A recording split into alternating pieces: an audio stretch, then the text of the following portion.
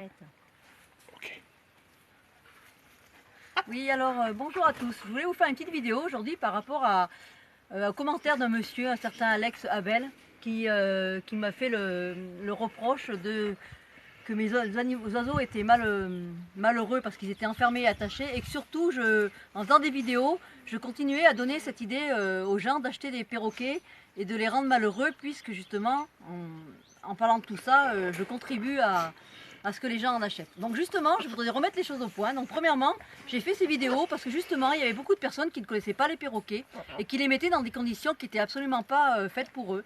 C'est-à-dire dans des volières trop petites, des oiseaux qui n'étaient jamais manipulés, jamais sortis, qui n'avaient pas de jouets, qui n'avaient pas une bonne nourriture, qui n'avaient pas une bonne interaction, et surtout les gens ne savaient pas les manipuler ou ne savaient pas tout ce qui allait autour d'un perroquet. Donc j'ai fait toutes ces vidéos absolument, dis donc gros doucement, absolument bénévolement pour justement aider. Et j'ai pas fait ces vidéos pour dire aux gens prenez des perroquets et mettez-les dans des petites volières toutes petites où ils ne seront pas épanouis. Je m'étais justement rendu compte que c'était à cause de ça que des perroquets étaient abandonnés et que beaucoup de gens laissaient tomber parce qu'ils n'avaient pas les informations voulues quand ils allaient chez les éleveurs ou quand ils allaient dans les animaleries.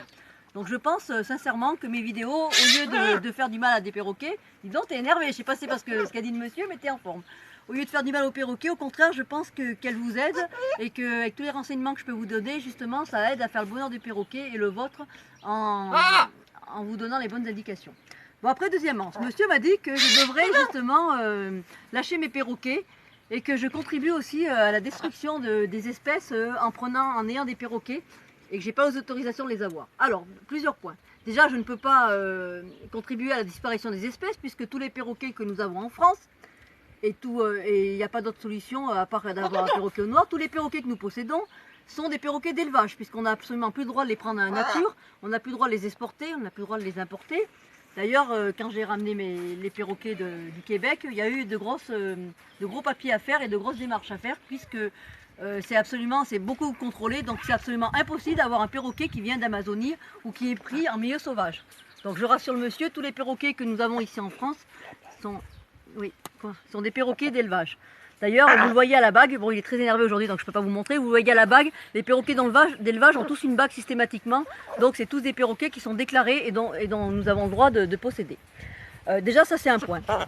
Deuxièmement, il a parlé que je n'avais pas les autorisations. Alors je vous rassure, j'ai toutes les autorisations de détention de mes oiseaux, parce que si je les avais pas, j'aurais jamais pu aller au Québec et j'aurais jamais pu avoir les papiers nécessaires pour les ramener. Donc voilà, donc de ce côté-là je ne suis pas en faute. Et qu'est-ce qu'il a dit d'autre aussi? Il a dit que les perroquets seraient bien mieux si on les lâchait. Bon, imaginez un oiseau d'élevage qui n'a connu que les volières, qui n'a connu que la main humaine pour le nourrir et qui ne connaît que des conditions domestiques. Est-ce que si vous le lâchez dans la nature, l'oiseau va pouvoir s'en sortir? Non. Le premier prédateur venu, il va se faire ou manger, ou escaler par une voiture, ou il va lui arriver n'importe quoi, mais il ne va pas arriver à se nourrir. C'est absolument impossible de lâcher des oiseaux dans la nature, et encore moins en Amazonie, de lâcher des oiseaux qui ont été élevés à la main, encore plus à la main. C'est impossible de les lâcher en Amazonie ou ailleurs. Déjà d'ailleurs, si je lâchais Azur, la première chose qu'il ferait, vous voyez, c'est venir m'embêter, il reviendrait vers moi. Aujourd'hui, il est très en forme. Donc ne pensez pas qu'on puisse lâcher nos oiseaux dans la nature comme ça. Deuxièmement, c'est absolument interdit de relâcher des oiseaux dans la nature, surtout en France, donc c'est des oiseaux exotiques. Donc si je lâche mon oiseau demain, je vais être embêtée parce que je pense que je vais avoir la police au trou, c'est la direction vétérinaire qui va me mettre un PV. Donc voilà, il faut vous dire que toutes ces bêtises que l'on voit dans les commentaires en disant l'élevage contribue à mettre ces oiseaux en cage, c'est absolument faux, puisque les éleveurs font ça justement pour préserver l'espèce. Et si les éleveurs n'avaient pas justement, il y a des dizaines et des dizaines d'années, puisque nous n'avons plus d'animaux sauvages, n'avaient pas mis en place de la reproduction, on n'aurait absolument plus d'oiseaux en liberté, plus d'oiseaux en Amazonie, plus d'oiseaux nulle part.